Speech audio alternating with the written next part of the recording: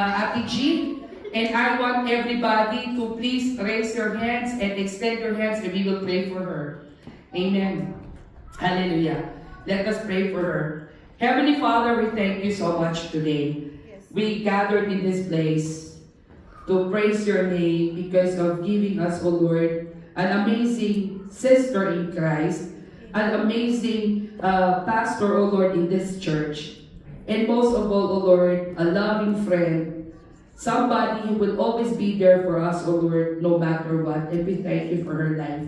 For being there, Lord, para kay Pastor Primo, sa kanyang mga anak, at sa buong congregation na Jesus is Alive community. Amen. We thank you, O Lord, for her life. And may you bless her and keep her, O Lord. And your face shine upon her, O Lord Jesus.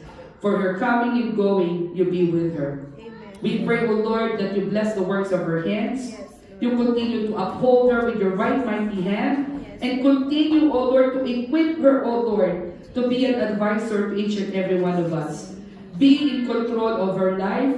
Whenever she is weak, whenever she is crying alone, we are declaring right now that you will continue to uplift her with the name of Jesus Christ.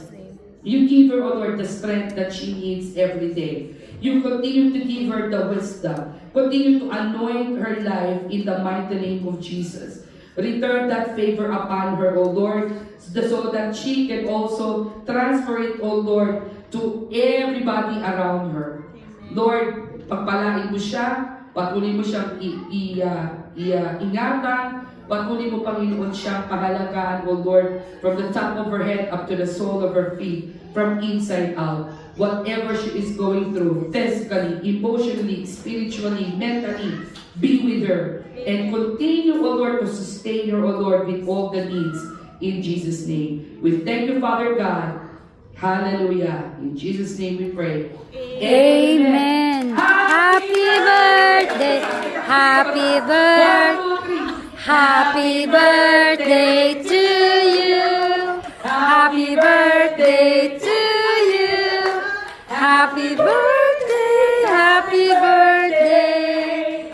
Happy birthday to you.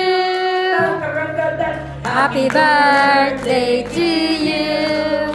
Happy birthday to you. Happy birthday.